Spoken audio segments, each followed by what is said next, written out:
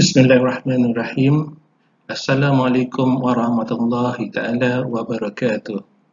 Tahniah saya ucapkan kepada semua pelajar-pelajar EC 110 dan selamat datang saya ucapkan ke Fakulti Kejuruteraan Awam UiTM Cawangan Johor Kampus Pasir Gudang. Ini adalah barisan pengurusan eksekutif UiTM yang terdiri daripada yang berbahagia Profesor Dr. Ahmad Ismail, iaitu Puan Rektor kita, dan barisan-barisan eksekutif yang lain. Tetapi untuk di UiTM Pasir Gudang diketuai oleh penolong rektor, iaitu Dr. Haryana Khairi. Yang lain-lain barisan eksekutif berada di kampus Segamat di Pasir Gudang diketuai oleh Dr. Haryana selaku penolong rektor. Untuk maklumat, FKA Fakulti Kejuruteraan Awam ataupun program EC 110 adalah satu-satunya fakulti ataupun program yang memperolehi akreditasi penuh oleh ITEC. ITEC ini adalah satu badan profesional daripada Engineering Technology Council, Accreditation Council, daripada Lembaga Juruteraan Malaysia. So satu-satunya yang mempunyai akreditasi penuh.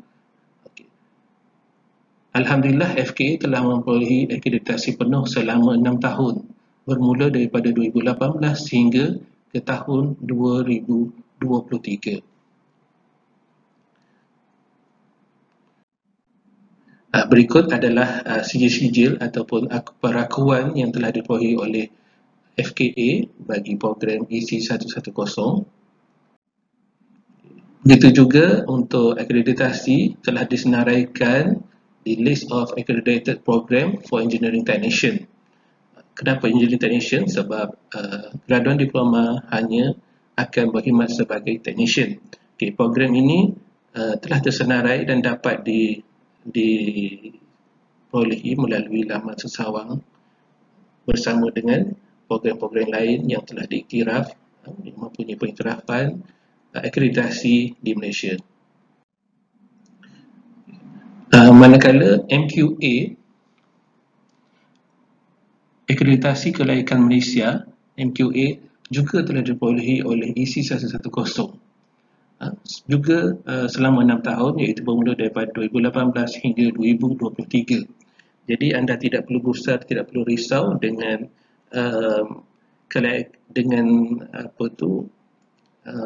akreditasi. Maksudnya laku atau tidak sijil ataupun diploma yang anda perolehi, kerana ia telah diperakui oleh kerajaan Malaysia. Berikut adalah Industry Advisory Panels dan External Examiner Panels. Dua-dua panel ini adalah panel yang akan menilai ataupun yang akan memberi input bagi akreditasi kepada program diploma FKA ataupun program diploma EC 110. IAP, iaitu Industry Advisor Panel, terdiri daripada 3 orang dalam pelbagai bidang. Manakala bagi External Examiner Panel terdiri daripada yang berbahagia Profesor Dr. Muhammad Raihan Taha daripada Universiti Kebangsaan Malaysia. So mereka telah menilai kita punya program diploma. Berikut adalah carta organisasi Fakulti Kejuruteraan Awam. Carta teratas iaitu yang berbahagia Rektor, Prof. Rektor, kemudian selaku penaung kepada UiTM, kemudian bagi kampus Pasir Gudang diketuai oleh Dr. Haryana selaku penaung Rektor dan saya sebagai Ketua Pusat Pengajian Fakulti Kejuruteraan Awam, iaitu PS Dr. Muhammad Amran Hasbullah. So saya adalah Ketua Pusat Pengajian bagi Fakulti Kejuruteraan Awam UiTM Pasir Gudang. Di dalam FKA terdapat 4 bidang kepakaran, iaitu bidang water, bidang struktur, bidang pengurusan, dan bidang geotechnical. So daripada sini kita terdapat 4 bidang dan iaitu yang terdiri daripada 49 orang pensyarah, manakala bagi penolong jurutera iaitu bagi pengusaha makmal terdapat 4 orang penolong jurutera.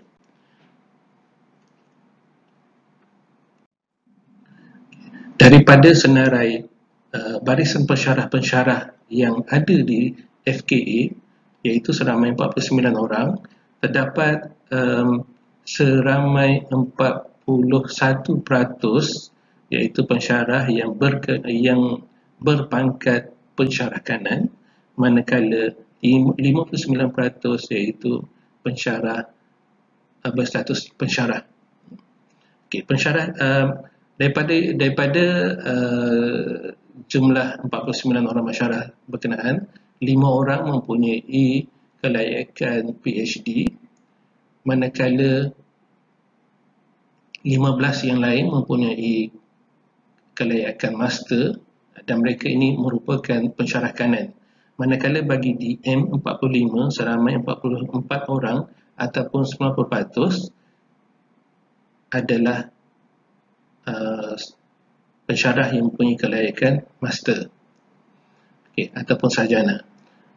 Manakala 7 daripada barisan pensyarah mempunyai kelayakan teknologis ataupun TS, dan hanya 1 pensyarah mempunyai kelayakan profesional engineer iaitu IR.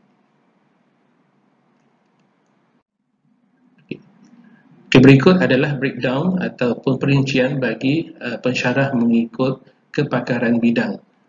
Daripada bidang structure ataupun structure terdapat 13 orang pensyarah mempunyai kelayakan PhD 3 orang, kelayakan sarjana 9 orang dan mempunyai status PS iaitu 1.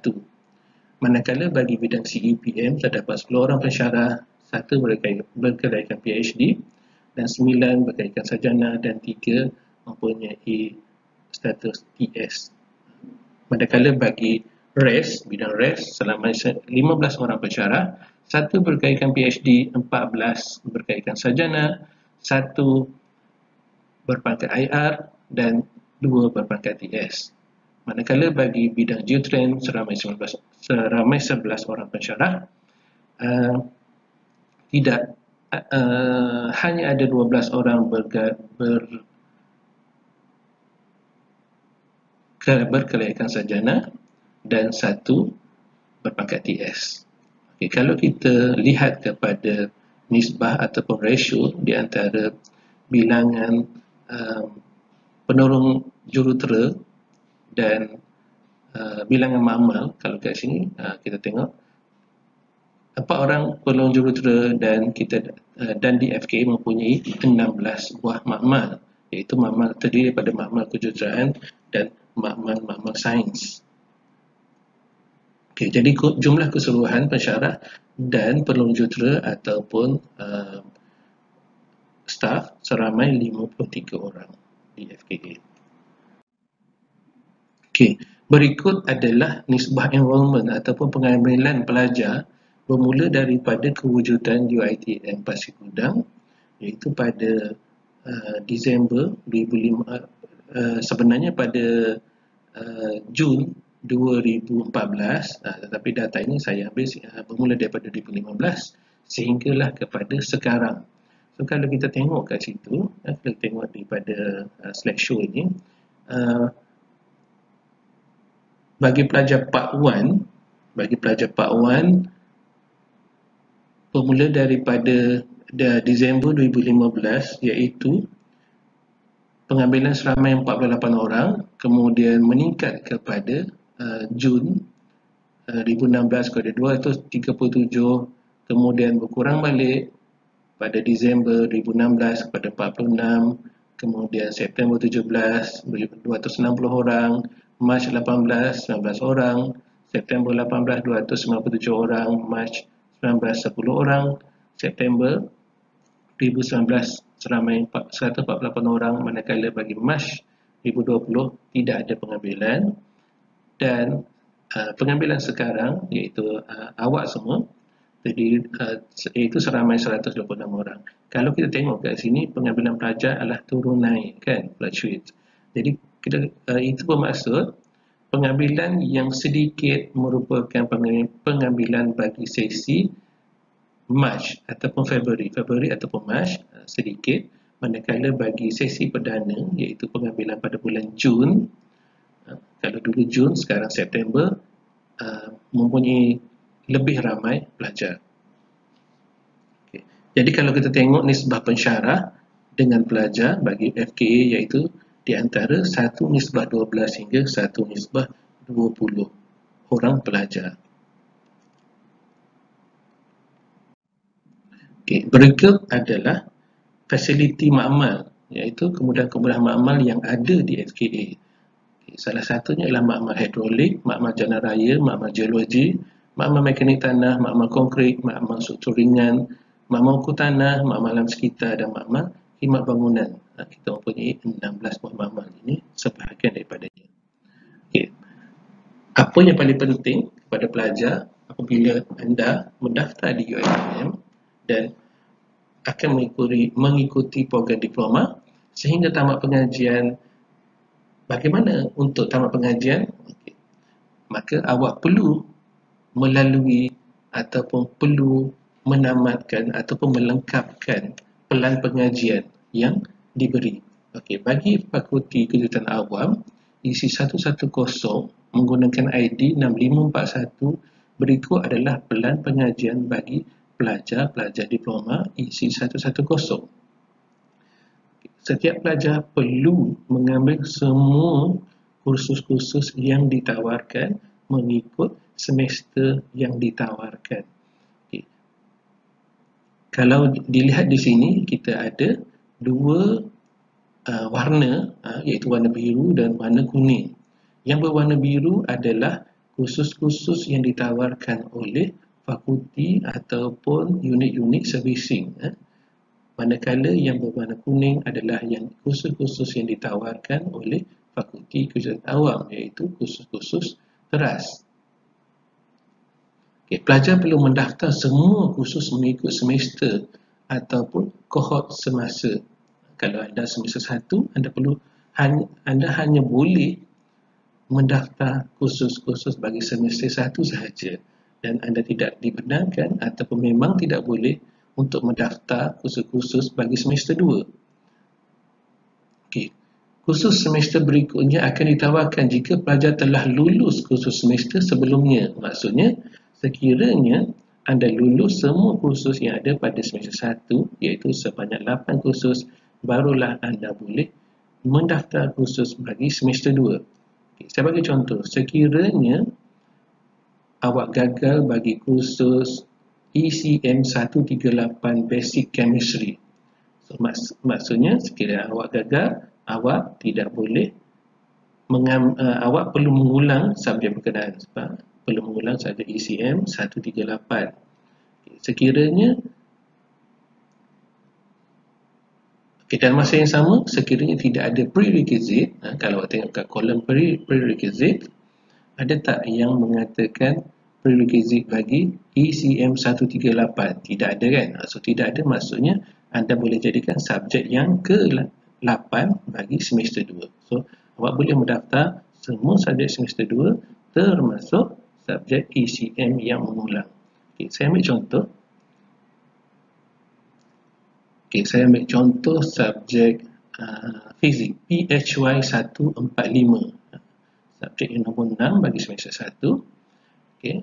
Sekiranya awak gagal subjek PHY 145 di semester 1, bermaksud anda tidak boleh mendaftar bagi kursus ECS 226 Solid Mechanic bagi semester 2. Sebab apa? Awak tengok dalam kolom prerequisite terdapat PHY 145. Prerequisite ini iaitu prasyarat. Awak mesti lulus Fizik PHY 145 sebelum mendaftar kursus bagi ECS 226 Solid Mechanics. Di dalam sistem memang anda akan disekat, telah diblok di dalam sistem. So maksudnya awak tidak dapat mendaftar sekiranya awak gagal subjek-subjek prerequisite. Okey. Sebelum itu saya ingin jelaskan maksud-maksud yang ada di dalam peluang pengajian. Okey. Kalau awak perlu tahu semester berapa yang awak berada sekarang, kemudian kod khusus yang perlu awak ambil. Contohnya ELC 121 bagi semester 1, ELC 151 bagi semester 2. So, semester 1, semester 2, semester 3, kod-kod khusus dia akan berbeza. Okey. Dan awak perlu tahu course name, subjek apa, nama apa bagi kod khusus berkenaan. Okey, manakala credit hours. Credit hours ini adalah jam temu bagi setiap iaitu nilai bagi setiap khusus sebanyak contohnya untuk ELC 121 credit hours dia adalah 3. Okay. Kemudian contract hours kat situ ada L iaitu lecture, T bagi tutorial dan P bagi makmal. Okay. Kemudian exam, kolom exam. Okay, awak nampak kolom exam terdapat NE dan E bagi kolom exam. NE bermaksud non-examinable dan E adalah examinable. Maksudnya ada kursus yang mempunyai peperiksaan akhir dan ada kursus yang tidak mempunyai peperiksaan akhir. Contohnya bagi ELC 121 Integrated Language Skill 1, Skill 1 maksudnya tidak mempunyai peperiksaan akhir. So non-examinable, hanya ada kerja khusus. Okay. Bagi kursus berkenaan lecture sebanyak 3 jam sahaja. Okay. Manakala cuba kita tengok kepada kod khusus ECM 256 bagi semester 1. Saya tak nak cerita bagi semester-semester seterusnya, saya cerita semester 1 sahaja. ECM 256 Civil Engineering Drawing. 2 credit hours, which is 1 hour for lecture and 2 hours for practical. Total is 3. Okay, exam for that is non-examinable. Maksudnya kerja khusus, kerja-kerja studio. Kerja-kerja studio saja ya. Dan berikut merupakan kod-kod kursus ataupun subjek-subjek yang ditawarkan bagi semester 3, semester 4, semester 5 dan semester 6. Okay, untuk makluman, bagi pelajar diploma EC 110 terdapat 99 jam kredit yang awak perlu lengkapkan bagi mendapatkan diploma. Okay. Pelajar perlu lulus semua kursus di semester 1 hingga semester 5 sebelum dibenarkan mengikuti latihan industri pada semester 6. So, kalau tengok kolom semester 6, hanya ada satu kursus sahaja iaitu ECM 377. Okay. Sekiranya awak mempunyai kod khusus yang gagal ataupun belum ambil, pada semester-semester sebelumnya, maka anda tidak dibenarkan untuk mengikuti latihan industri. Maksudnya, dalam sistem pun not allowed. Jadi awak tidak dapat pergi meneruskan ke latihan industri. Maksudnya, awak terpaksa tambah satu semester lagi. Satu semester pengajian. Okay. Kemudian setiap semester ditawarkan 18 jam kredit. Cuba awak tengok, bagi setiap semester ada 18 jam kredit. Okay. Jadi awak perlu berhati-hati. Sekiranya awak gagal satu subjek, satu kod khusus, bermaksudnya nilai jam kredit awak akan bertambah kemungkinan sehingga 20 atau 21. Bermaksud 21 jam kredit bermaksud burden awak ataupun beban awak pembelajaran adalah semakin bertambah. Jadi saya ingatkan di sini, jangan gagal. Seboleh-bolehnya berusaha supaya kita supaya awak tidak gagal dalam mana-mana kursus. Belajar lebih awal, bersedia lebih awal, pergi ke kelas, jangan ponting, buat assignment, prepare for exam, prepare for test, prepare for quiz. So, insyaAllah awak akan lulus. Awak akan lulus dan tidak dan tidak extend ataupun tidak mengulang pengajian ataupun tambah semester.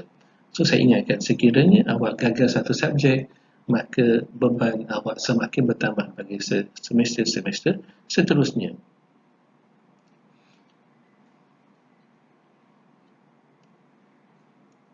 Hanya semester 6 sahaja mempunyai 9 jam kredit. Semester-semester lain semuanya mempunyai 18 jam kredit. Dan yang paling penting kat sini adalah awak perlu tahu kursus-kursus apa yang mempunyai prerequisite. Maksudnya, awak perlu lulus subjek berkenaan sebelum ke subjek yang seterusnya bagi semester hadapan. Okay, kita tengok kepada slide yang seterusnya. Okay. Ini adalah saya buat perincian supaya awak lebih faham, lebih senang untuk memahami apa itu pelan pengajian Diploma EC 110. Okay, di sini terdapat 6 kolom 1, 2, 3, 4, 5, 6. So kolom 1 which is the list, listed of code subject. Okay, kat situ kita ada MAT 183, CTU 101, ELC 121, ECM 157, HPU 111, PHY 145, ECM 256 dan CHM 138. So maksudnya awak ada banyak kursus, ada 8 kursus yang perlu awak lengkapkan bagi semester 1. Okay, tadi saya dah terangkan. Okay, awak perlu faham ini. Okay, sila faham dan hanya mendaftar kursus mengikut lajur semester. Saya dah explain. Okay, anak panah merupakan rangkaian kursus prasyarat, iaitu pelajar perlu lulus kursus sebelumnya sebelum daftar kursus seterusnya. Cuba kita tengok bagi subjek MAT 183 dan MAT 185, MAT 135. Okey. MAT 135 syarat lulus ataupun prasyarat dia adalah bagi MAT 183. Maksud awak kena lulus MAT 183 baru boleh mendaftar MAT 235 bagi semester 2. Manakala bagi semester 3 awak juga perlu lulus MAT 183 sebelum awak mendaftar kepada MAT 235. Tetapi awak tidak perlu lulus MAT 235 sebelum mendaftar kepada MAT 285. Tapi sebaiknya awak ikut semester yang telah diberi. Maksudnya awak tidak boleh mengambil subjek-subjek semester terkehadapan. Maksudnya semester 1 tidak boleh ambil subjek semester 2, semester 2 tidak boleh ambil subjek semester 3. Okey. Dan kalau awak tengok lagi subjek fizik PHY 145 prerequisite kepada ECG 243, prerequisite kepada ECG 263 dan juga prerequisite kepada ECG 353. So banyak sekiranya tidak lulus PHY 145 dia akan banyak berkait prerequisite dia. Begitu juga kepada ECW 231, ECS 226. Okey, kalau kita tengok kat sini PHY 145 prerequisite kepada 3 subjek iaitu ECG 243 pada semester 3, ECW 231 pada semester 3 dan ECS 226 pada semester 2. So ada 3 subjek yang awak tidak boleh ambil sekiranya gagal PHY 145 physics. Okey, boleh faham? Awak hanya tengok anak panah. Okey, kenapa ada warna berbeza? Shaded, blue shaded. Okay, sekarang awak tengok dekat semester 2 ada 2 blue shaded, MAT 235 dan ECS 226. Okay. So ada 6 kursus yang shaded kat situ. Okay, 6 kursus berwarna biru pelajar dikenaki mencapai grade sekurang-kurangnya B bagi melayakkan pelajar ke program degree. tanpa syarat. Maksudnya awak kena lulus sekiranya awak mendaftar ke kursus ijazah sama ada di Shah Alam ataupun Pulau Pinang, anda perlu mendapat grade B bagi subjek 6 subjek berkenaan. Sekiranya awak mendapat kurang pada B iaitu B minus ataupun C, maka awak perlu mengulang di peringkat ijazah nanti. So maknanya awak telah membazir masa lah pada ijazah nanti. Okey. Peringatan, pelajar hanya boleh mengulang 2 kali sahaja. Okey, kalau awak tengok bagi setiap kursus ada 3 kotak. Okey, kali pertama awak ambil, kemudian gagal boleh ambil kali kedua dan gagal boleh ambil kali ketiga. Okey, itu sahaja peluang. Sekiranya gagal lagi, maka belajar akan ditamatkan pengajian. Okey, seterusnya. Okey. Sistem pemarkahan ataupun skim pemarkahan yang diamalkan oleh UiTM saya rasa tak jauh beza dengan apa yang berlaku di sekolah. So grade lulus bagi UiTM iaitu 50 markah dikira lulus dan kurang daripada 50 markah dikategorikan sebagai gagal.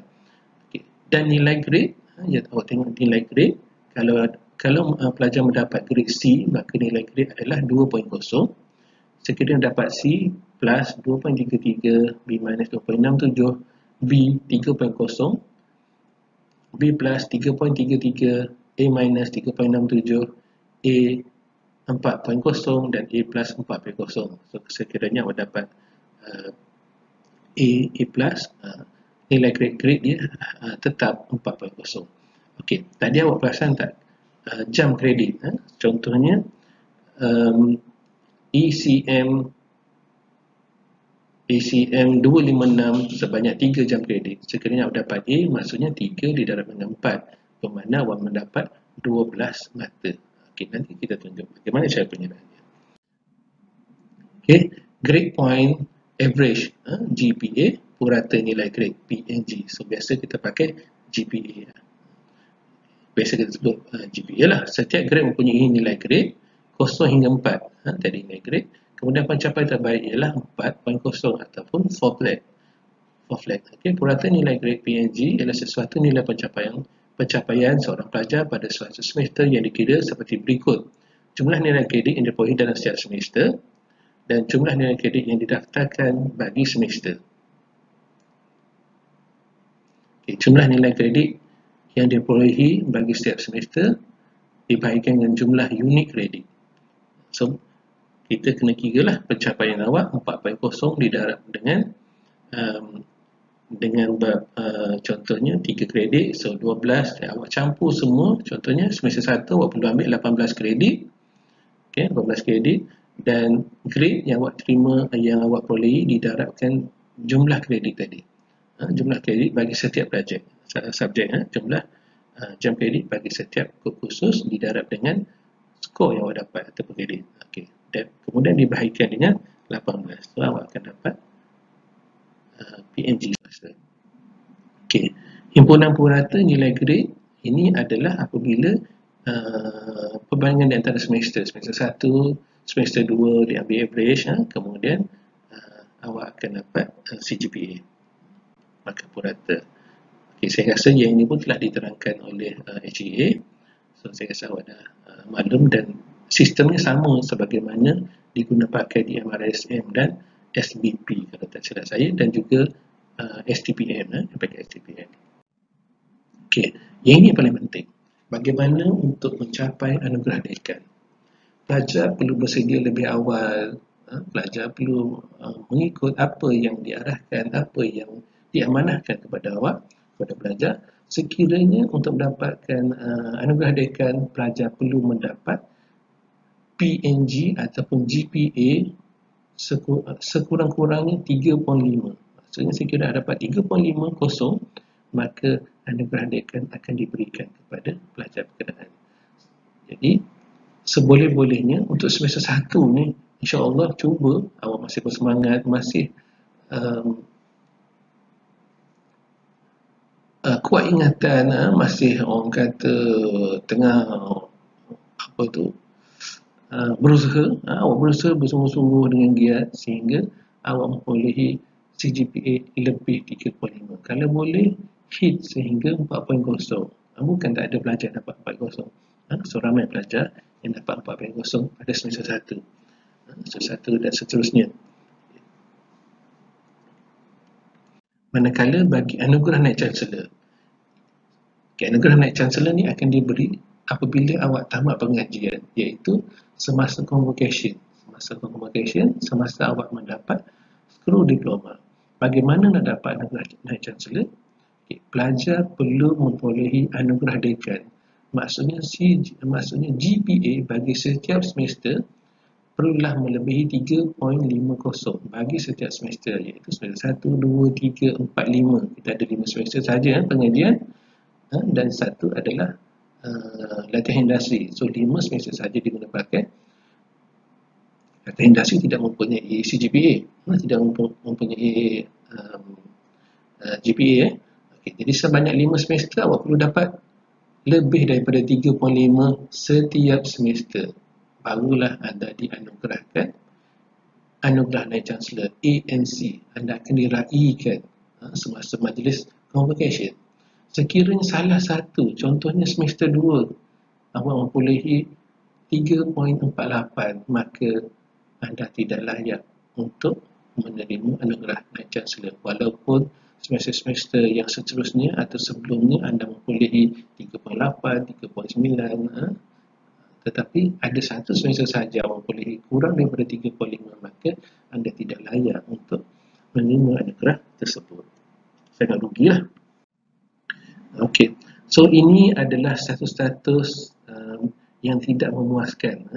So maksudnya sekiranya memperolehi CGPA kurang daripada 2.0, so ada pelbagai kategori lah di sini. So saya rasa ini HE dah terangkan. So maksudnya awak perlu belajar dan berusaha sehingga awak mendapat CGPA ataupun GPA lebih daripada 2.0. Sekiranya kurang daripada 2.0, anda boleh ataupun pelajar boleh disingkirkan daripada sistem UiTM ataupun daripada universiti. Awak pergi universiti mana, ke politeknik, ke mana-mana saja, kurang daripada 2.0 CGPA, maka anda akan ditamatkan pengajian. So berusaha supaya anda tidak mendapat CGPA kurang daripada 2.0. Semester 1 sepatutnya anda memperolehi lebih 3.5 sepatutnya. Dan itu harapan saya lah, dan harapan semua, harapan ibu bapa awak pun sama. Okey. Pelanggaran tata tertib pelajar terbabit dalam peperiksaan dan penilaian. So pastikan anda tidak melanggar tata tertib. Saya rasa ini sama sahaja sebagaimana di sekolah, sebagaimana menduduki SPM, tidak boleh meniru,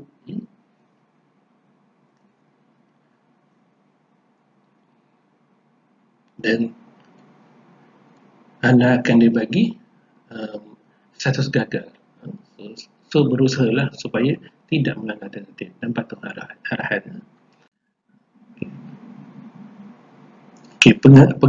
Penggantungan pengajian juga dikenakan sekiranya anda melanggar tata tertib universiti. Sebagaimana Akta 174 Akta Institusi Pelajaran Tata Tertib 1976. So berusaha untuk tidak. Okey. Sepanjang anda berada di UiTM, anda perlu berurusan dengan mereka-mereka ini. Anda perlu berurusan dengan mereka ini, iaitu tempat untuk dapatkan bantuan ataupun pertanyaan. Apa yang paling penting, anda mesti berurusan dengan HEA. HEA iaitu hal ehwal akademik. Semua berurusan dengan akademik, berkenaan dengan result awak, berkenaan dengan pendaftaran khusus, berkenaan dengan drop khusus, berkenaan dengan macam-macam dengan HEA. Manakala berkenaan dengan HEP, begitu juga HEP, iaitu khusus-khusus co-curriculum. Awak perlu berdaftar dengan HEP, dan HEP ini mempunyai banyak cabang dia, contohnya college, pusat kesihatan, co-curriculum, counselling. So itu urusan HEP. Sekiranya anda bermasalah ataupun ingin minta bantuan, sila ke unit-unit yang berkenaan. Dan di sini juga, di setiap fakulti ataupun bagi setiap pelajar, anda diberi seorang penasihat akademik, iaitu terdiri daripada pensyarah-pensyarah. Setiap pelajar mempunyai PA sendiri. So, apa tugas PA? Fungsi PA? PA awak adalah dia sebagai perunding akademik ataupun penjaga awak di UiTM selain daripada ibu bapa awak. Perunding akademik, anda boleh mengadu nasib, boleh meluah perasaan, boleh bertanya, boleh mengaturkan pelan pengajian, boleh memberi nasihat kepada awak. PA, penasihat akademik. Manakala koordinator khidmat pelajar, ini adalah untuk menyelesaikan masalah awak, masalah di awal-awal semester. Contohnya, pendaftaran khusus, jadual bertindih, kelas bertindih. Contohnya awak nak daftar khusus tetapi kelas dah penuh. Itu semua diselesaikan oleh koordinator khidmat pelajar. Jadi awak boleh hubungilah nama tertera iaitu Cik Rosyid Zaidi di tingkat 5 bangunan Fakulti Kejuruteraan Awam dan Cik Muhammad Hanafi tingkat 4 bangunan FKA. Jadi setiap pelajar, sekiranya awak digrupkan di dalam grup 1, contohnya 1A1, maka anda perlu tetap berada di dalam grup 1A1 ataupun dalam grup A1 sehingga tamat pengajian, supaya tidak berlakunya pertindahan jadual ataupun susah untuk mendaftarkan khusus. Sekiranya awak punya masalah berkenaan, mungkin awak telah keluar daripada grup awak dah masuk grup lain. So maksudnya jadual awak susah untuk dipadankan. Manakala fungsi saya sebagai KPP, Fakulti Kejuruteraan Awam, sekiranya masalah-masalah melalui PA ataupun koordinator belajar tidak dapat diselesaikan maksudnya masalah yang lagi rumit, barulah awak berjumpa saya untuk saya selesaikan. Okey. Jadi semua maklumat ataupun taklimat saya ni awak perlu baca di dalam buku ataupun perlu rujuk buku peraturan akademik. So setiap pelajar akan diberikan oleh pihak AGA buku peraturan akademik dan awak perlu khatam ataupun baca daripada first page until end of the page, until end of the book. Okay. Nanti the last pages lah. So awak perlu baca semua dan awak akan faham peraturan-peraturan dan apa yang terkandung dalam buku. Okay. Sebelum saya tamatkan, itu amanat saya memohon awak tekad, kuatkan semangat, bermotivasi, amanah, bertanggungjawab di dalam segala usaha. Kerana di sini bermulanya langkah awak, ini adalah langkah pertama awak untuk menuju kejayaan. Sekiranya awak mengabaikan ataupun mengambil sikap sambil lewa, maka susah untuk kita maju ke hadapan. Ingat amanah ataupun tanggungjawab yang diberikan oleh ibu bapa kita menghantar kita ke UiTM adalah untuk membentuk jati diri, membentuk khasiat, membentuk hasrat yang diingini oleh ibu bapa kita. Okay. Masa depan kita adalah di tangan kita. Kita perlu belajar, kita perlu berusaha untuk mencapai kejayaan. Tak ramai mereka yang tidak berpelajaran berjaya, tetapi insya-Allah mereka yang berpelajaran akan lebih berjaya.